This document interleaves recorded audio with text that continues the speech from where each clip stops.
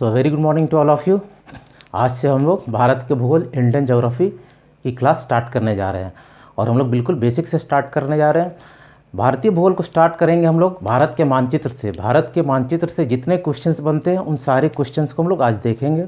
जैसे कि भारत का क्षेत्रफल कितना है, भारत में कितने राज्य हैं, भारत में कितने केंद्र शासित प्रदेश हैं, भारत की तटरेखा की लंबाई कितनी है, भारत में कितने राज्य जो तटरेखा पे बसे हैं, भारत का अक्षांशीय विस्तार क्या है, भारत का देशांतरीय विस्तार क्या है, भारत में किन किन देशों के साथ सीमाएं बनाता है, भारत के ऐसे कितने राज्य जो 3 देशों के साथ सीमाओं को साझा करता है, चीन के साथ कौन सीमा को साझा करता है, बांग्लादेश जो क्वेश्चंस बहुत कंफ्यूजिंग होता है, बांग्लादेश के साथ कितने राज्य सीमाएं बनाते हैं, बांग्लादेश के साथ कौन सा राज्य सीमा नहीं बनाता है, पाकिस्तान के साथ कौन सीमा बनाता है। इन सारे क्वेश्चंस को जो भारत के मानचित्र से संबंधित है उनको हम लोग तलाशने की आज कोशिश करते हैं और हम लोग उसको सॉल्व करते हैं। चलिए स्टार्ट करते हैं। भारत में कितने अभी राज्य हैं? भारत में टोटल स्टेट्स, कुल राज्य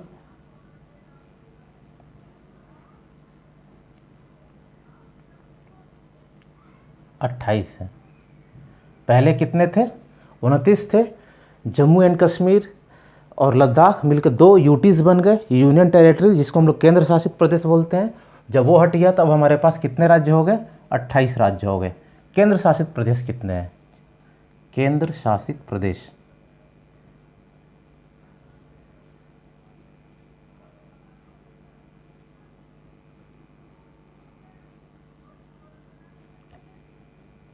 केंद्र शासित प्रदेश जिसे हम लोग यूनियन टेरिटरी बोलते हैं, यूनियन टेरिटरी 8 हैं। कौन कौन से हैं केंद्र शासित प्रदेश? उनका नाम लिखेंगे जो आगामी परीक्षाओं में ये बहुत ज़्यादा इंपॉर्टेंट रहेगा। ठीक है, कोई भी एग्जाम से हो, क्योंकि अभी चेंज हुआ है केंद्र शासित प्रदेश में। पहला कौन सा अगर हम लेते हैं तो अंडमान एंड निकोबार, अंडमान एंड निकोबार।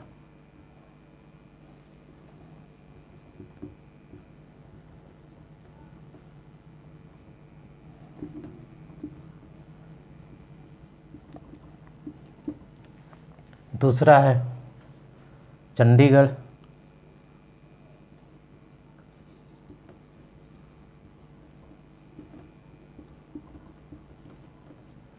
तीसरा है दादरा एंड नगर हवेली, दादरा,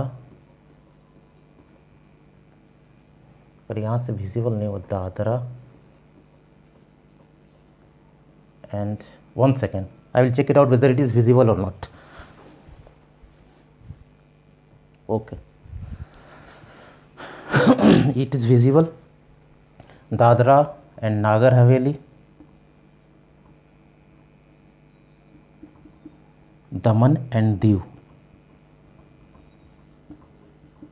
ये दोनों अलग अलग थे, इनको अब यूनाइट किया गया 2020 में। ठीक है, इसको मैं हिंदी में भी लिख दे रहा हूँ, दादरा नागर हवेली, दमन एंड दीव।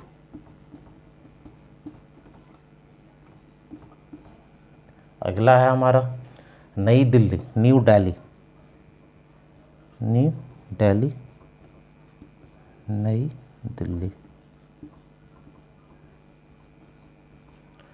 नेक्स्ट है हमारा Jammu and Kashmir, Jammu and Kashmir.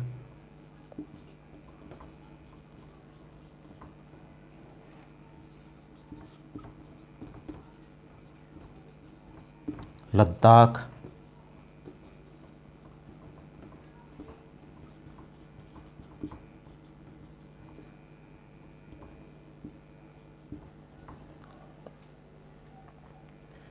And finally Puducherry.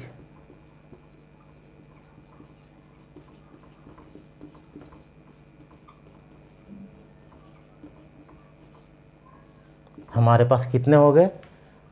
1 2 3 4 5 6 7 8। पहला, दूसरा, तीसरा, चौथा, पांचवा, ये 4th नंबर, ये 5th नंबर, ये 6th नंबर, ये 7th नंबर और ये 8th number. Total 8 union territories हो गए जो क्वेश्चंस बेसिकली पूछे जाते हैं। भारत का कुल क्षेत्रफल अभी कितना है, अगर एरिया वाइज पूछा जाए तो भारत का टोटल क्षेत्रफल, एरिया,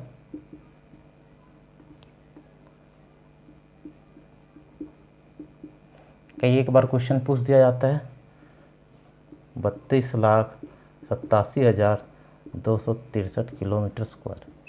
ठीक है, अगर आप 3287 भी याद रखते हैं, 32,87,000, तो ऑलमोस्ट आप क्वेश्चन को करेक्ट कर लेंगे। ये हमारा 2 क्वेश्चंस हो गया। नेक्स्ट हम लोग देखते हैं भारत किन किन देशों के साथ बाउंड्री को शेयर करता है। पहला है, अगर हम देखें तो इस वाले पोजीशन पे यहाँ से गुजरात से लेकर यहाँ पाकिस्तान है, और इस वाले पोजीशन पे देख रहे हैं यहाँ कश्मीर वाला हिस्सा जो है, इसे पाक अधिकृत कश्मीर या पाकिस्तान ऑक्युपाइड कश्मीर भी बोलते हैं। ये वाला पोर्शन जो हम लोग दिखा रहे हैं एक्चुअली पाकिस्तान कब्जा करके रखा हुआ है 1947 में, इसे पाक अधिकृत कश्मीर बोलते हैं। और इसके साथ सीमा भारत किसे शेयर करता है, पहला पाकिस्तान के साथ शेयर हो गया, हमारा पड़ोसी देश हो गया, दूसरा अफगानिस्तान के साथ हो गया, तीसरा चाइना के साथ हो गया, चौथा यहाँ पर हमारा नेपाल है, नेपाल के साथ, पांचवा भूटान है, छठा यहाँ पर सटा हुआ म्यांमार है।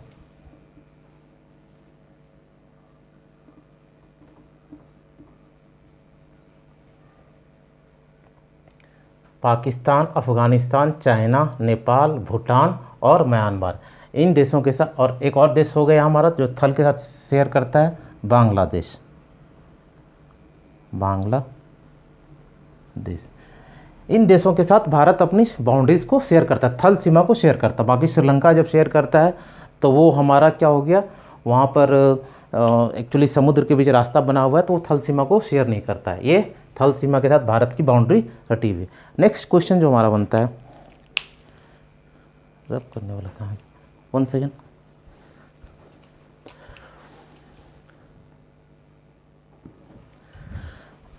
अगला क्वेश्चन है कि हम लोग ये देखेंगे भारत किस गोलार्ध में स्थित है, भारत उत्तरी गोलार्ध में है या दक्षिणी गोलार्ध में है। इसको हम लोग देखते हैं। अगर ये हमारा अर्थ हो गया, मान लीजिए ये हमारा इक्वेटर लाइन जिसे बोलते हैं, ये हमारा अगर 0 डिग्री पे इक्वेटर है, हिंदी में से विषुवत रेखा बोलते हैं।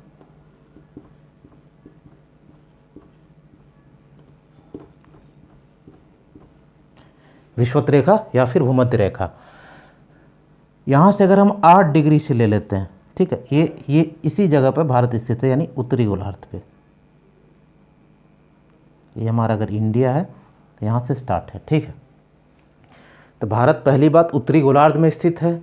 अब भारत का अक्षांशीय विस्तार अगर पूछा जाए क्या है, लैटिट्यूडनल एक्सपेंशन, तो ये हमारा 0 डिग्री इक्वेटर हो गया, इसके ऊपर उत्तरी गोलार्ध और इसके नीचे दक्षिणी गोलार्ध, northern hemisphere and southern hemisphere.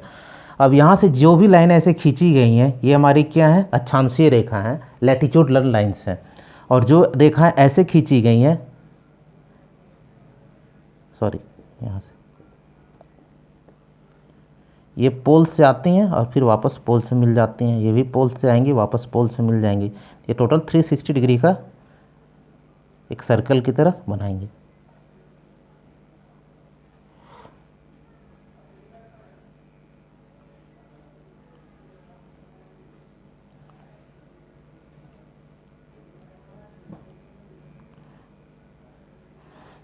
Bharat का अक्षांशीय विस्तार क्या हो गया, अगर यहाँ से ये 0 डिग्री है, अगर इसको हम 8 डिग्री मान लेते हैं तो 8 डिग्री से लेकर टोटल, अगर ये यहाँ पर सबसे, अगर हम तमिलनाडु का ये अगर है एरिया, तो ये 8 डिग्री से स्टार्ट होता है और टोटल 37 डिग्री तक जाता है। अगर ये यहाँ हमारा J&K है ऊपर में, तो भारत का अक्षांशीय विस्तार क्या हो गया, जिसको हम लोग हिंदी में क्या बोलते हैं, लैटिट्यूड, अक्षांशीय विस्तार, लैटिट्यूडनल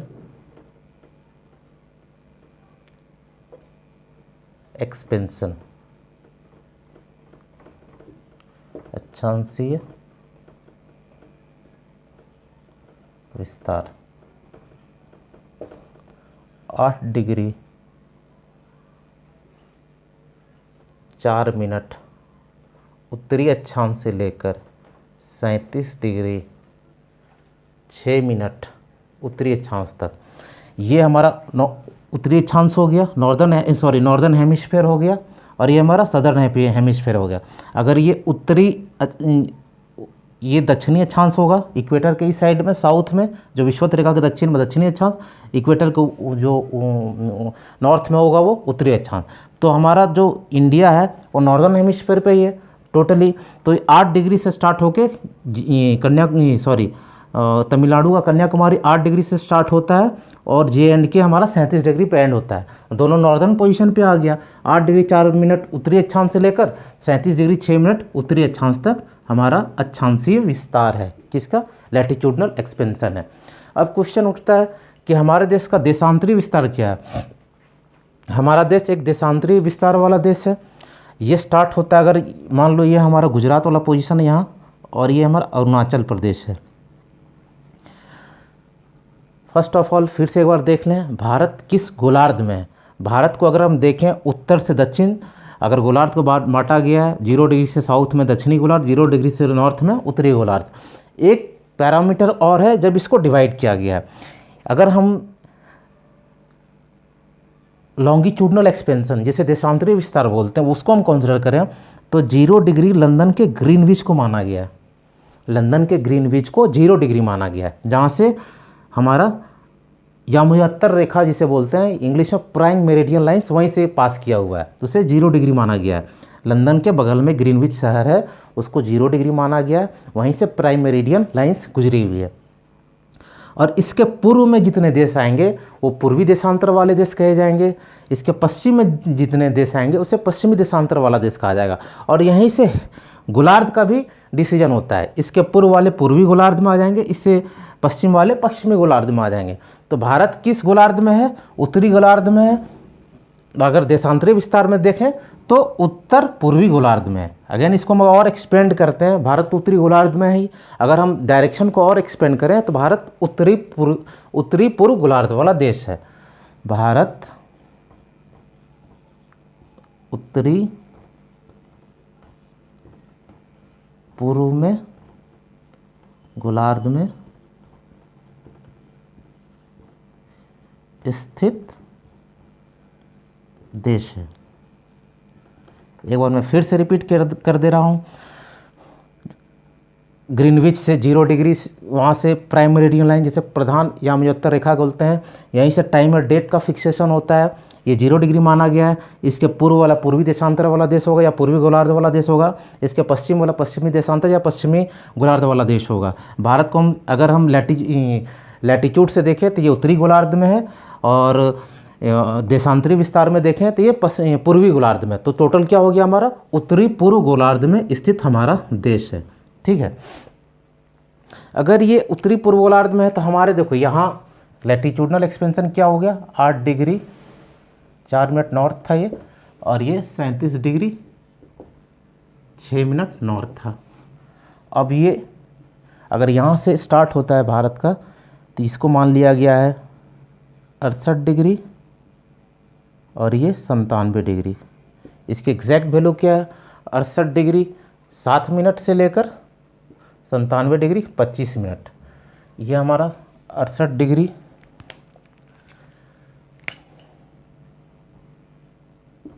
7 मिनट से लेकर, अरुणाचल का प्रदेश क्या है? 97 डिग्री 25 मिनट। ये देशांतरी विस्तार है। तो टोटल कितने कितने लॉन्गिट्यूडनल लाइंस गुजरी होंगी? टोटल 30 लॉन्गिट्यूडनल लाइंस गुजरी होंगे, यानी 30 डिग्री का अंतर हो गया भारत का, अगर हम लॉन्गिट्यूडनल एक्सपेंशन देखें। और अगर भारत पूरा हमारा पृथ्वी किस दिशा से घूमती है? पश्चिम से पूर्व की ओर। कितने डिग्री में घूमती है? 360 डिग्री में, क्योंकि अगर ये पूरा सर्किल का कितना वैल्यू होता है? 360 डिग्री होता है। तो 360 डिग्री में घूमेगा ये। यहाँ से 0 स्टार्ट होता है तो टोटल ऐसे 360 रेखाएं गई होंगी। यहाँ से भी टोटल 360 रेखाएं गई होंगी। मैंने इस पर अलग से वीडियो लेक्चर बनाया, उसे आप एक बार देखेंगे तो क्लियर हो जाएगा, लेकिन फिर भी मैं एक्सप्लेन कर रहा हूँ ये 0 degree, 1 degree, 2 degree, 3 degree, 4 degree, इधर से यहाँ से 180 डिग्री हो जाएगा, जो 0 डिग्री यहाँ माना गया है, उसके उधर 180 डिग्री और इसके इधर 180 डिग्री, टोटल हमारे कितने हो गए 360 डिग्री। ग्रीनविच के वेस्टर्न साइड को 180 डिग्री उधर होंगे और ग्रीनविच के वेस्टर्न साइड 180 डिग्री, ग्रीनविच के ईस्टर्न साइड 180 डिग्री, टोटल कितने हो गए 360 डिग्री। पृथ्वी हम जानते हैं पश्चिम से पूर्व की ओर घूमता है, 24 घंटे में 360 डिग्री कंप्लीट करता है, ठीक है। तो टोटल 1 डिग्री का अगर हम वैल्यू निकालेंगे तो ये कितना आएगा 4 मिनट आएगा। 360 डिग्री की वैल्यू अगर 1400 और 40 आती है 24 घंटे में, तो 1 डिग्री की 4 मिनट आएगी। तो हमारा 30 डिग्री का डिफरेंस ऑलमोस्ट हो गया, 29 डिग्री समथिंग है, तो 30 डिग्री का डिफरेंस हो गया। तो 30 डिग्री ये राउंड करने में, उसको पूरा घूमने में कितना टाइम लगाएगी, तो हमारे पास 120 मिनट का डिफरेंस हो जाएगा। 120 मिनट का मतलब 2 घंटे का। गुजरात से लेकर अरुणाचल प्रदेश में टाइम का डिफरेंस क्या हो जाएगा 2 घंटे का हो जाएगा। लेकिन हम लोग पहले ऐसा जानते हैं कि अगर ये 2 घंटे का हर जगह अलग अलग डिफरेंस हो जाएगा तो बहुत डिस्टर्बेंस होगा, कोई भी ऑफिशियल वर्क सही टाइम पे नहीं होगा, कोई भी अनाउंसमेंट होगी तो उसमें बहुत सारे देशों में, जैसे ऑस्ट्रेलिया का अलग अलग जगह, वो भी एक देशांतरी विस्तार वाला देश है, तो उसके हर स्टेट के अलग अलग टाइम, उसका कोई स्टैंडर्ड टाइम नहीं है। लेकिन इंडिया ने उसको फॉलो नहीं किया है, इंडिया ने अपना एक स्टैंडर्ड टाइम बनाया है, जो स्टैंडर्ड टाइम है वो गुजरात के नैनी से होकर गुजरता है, सॉरी उत्तर प्रदेश के, उत्तर प्रदेश हमारा यहाँ आएगा और यहाँ से नैनी एक जगह है इलाहाबाद के बगल में, वो गुजरता है। तो उसकी वैल्यू क्या आती है 82 degree and half minute. Clear है। गुजरात के सॉरी उत्तर प्रदेश के नैनी को ही ऐसा क्यों लिया गया, क्योंकि अगर आप देखते हैं 68 डिग्री से 82 डिग्री और 82 डिग्री से 97 डिग्री, दोनों के बीच का जो समय है आप पाएंगे 82 डिग्री है। 68 से 82 लगभग 14 या 15 का हो गया और 82 से 97 वही लगभग 15 का हो गया। तो हमारा मानक समय क्या हो गया, गुजरात उत्तर प्रदेश का नैनी कितना है 82.5 डिग्री, यानी 82 एंड हाफ मिनट। ठीक है। अगर इसे हम ग्रीनविच लाइन से कंसीडर करेंगे तो ये हमारा कितना आगे हो जाएगा 5.5 घंटे आगे हो जाएंगे। लंदन से हमारा समय चाहे ग्रीनविच से हमारा समय 5.5 घंटे आगे हो जाएंगे। 5.5 घंटे आगे का समय क्यों हो गया, क्योंकि पृथ्वी पश्चिम से पूर्व की मतलब रिवॉल्व करती है, घूमती है। तो हमारा जो सनराइज होगा पूर्व में सबसे पहले होगा, तो हमारे जो देश का टाइम होगा जो 0 डिग्री से ग्रीनविच से जो पूर्वी दिशा में है वहाँ, वो हमेशा वहीं से स्टार्ट होगा, आगे उनका समय बढ़ता जाएगा। तो भारत इंग्लैंड से 5.5 घंटे आगे है। अगर यहाँ सुबह 5 बज रहे हो तो वहाँ से 5.5 घंटे माइनस कर दीजिए, लगभग 12:30 करीब बजेंगे, 1 करीब बजेंगे। ठीक है। तो ये मेन डिफरेंस हो गया। टाइम लाइन क्या है भारत का। क्वेश्चन पूछता है कि भारत का मानक समय रेखा कहाँ से होकर गुजरता है। इसको मैं एक बार रब कर दे रहा हूँ और फिर हम लोग देखते हैं।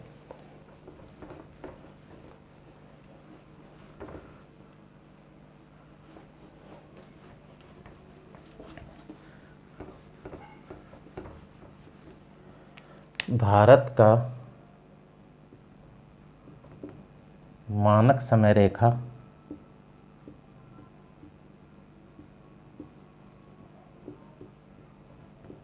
किस राज्य से होकर गुजरता है। उत्तर प्रदेश का नैनी। ठीक है। और कितनी इसकी वैल्यू है 82 एंड हाफ डिग्री, ये हो गया। अब भारत में अक्षांश रेखाएं कहाँ कहाँ से होकर गुजरती हैं। अगर ये अक्षांश इनको मान लिया जाए यहाँ से, तो ये हमारे अक्षांश रेखाएं,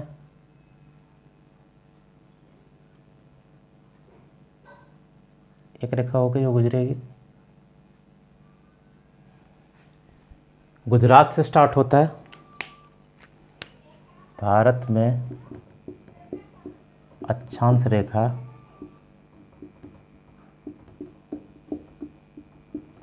कितने राज्यों से होकर गुजरती है, कितने राज्यों से होकर गुजरती है। पहला गुजरात,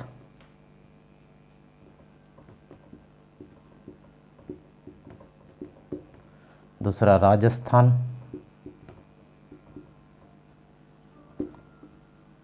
तीसरा मध्य प्रदेश, चौथा छत्तीसगढ़, पांचवा वेस्ट बंगाल, पश्चिम बंगाल, त्रिपुरा, मिजोरम। कितने राज्य हुए? 1 2 3 4 5 6 7। और एक राज्य और है झारखंड, झारखंड छूट गया वहाँ। टोटल हमारे 8 राज्यों से होकर अक्षांश रेखाएं गुजरती हैं। ये हमारा बहुत इंपॉर्टेंट क्वेश्चन है, लगभग बहुत सारे एग्जाम्स में पूछे जाते हैं। कैसे? देखिए, यहाँ पर गुजरात है, गुजरात के बाद यहाँ पर राजस्थान की भी सीमा आती है। फिर यहाँ मध्य प्रदेश है, मध्य प्रदेश के बाद छत्तीसगढ़ है, छत्तीसगढ़ के बाद झारखंड है, झारखंड के बाद ये सटा हुआ राज्य यहाँ से झारखंड है। उसके बाद पश्चिम बंगाल ये हुआ, पश्चिम बंगाल के बाद ये सटा हुआ इसके साथ है ये यहाँ बांग्लादेश हो जाती है। बांग्लादेश के बाद ये त्रिपुरा है, त्रिपुरा के बाद मिजोरम है। अगर सही से ये मैप बनाया हो यहाँ से होकर, तो त्रिपुरा से लेकर मिजोरम तक ये गुजरती है। इसको एक्चुअली यहाँ से हम लोग क्रॉस कराएंगे, ठीक है।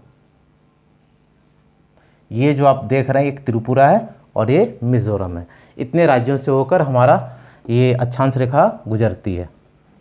अब क्वेश्चन उठता है कि देशांतर रेखा हमारे कितने राज्यों से होकर गुजरती है, उसको भी हम लोग देखते हैं।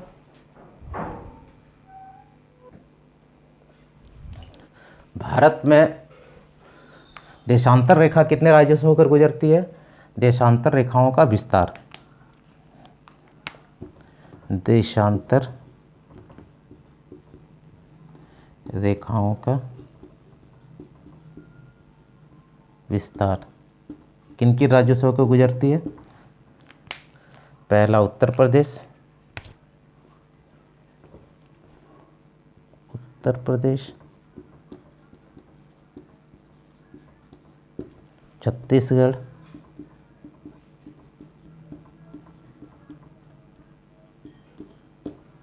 उड़ीसा, आंध्र प्रदेश, उड़ीसा, 1 सेकेंड,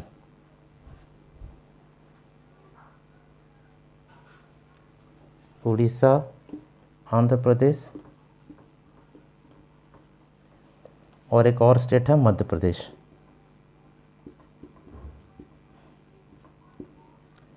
इतने राज्यों से होकर कितने राज्य हो गए? 5 राज्यों से होकर देशांतर रेखाओं का विस्तार है। हम लोग आगे वाले सेशन में देखेंगे भारत के पड़ोसी राज्य के बारे में। भारत की कितनी तटरेखाओं में कौन से राज्य बसे हैं, किस राज्य की तटरेखा सबसे ज़्यादा लंबी है, पड़ोसी देश में बांग्लादेश किसके साथ बाउंड्री शेयर करता है, किसके साथ नहीं करता है, चाइना के साथ, और इन सारे क्वेश्चन को हम लोग नेक्स्ट सेशन में डिस्कस करेंगे। Thank you very much.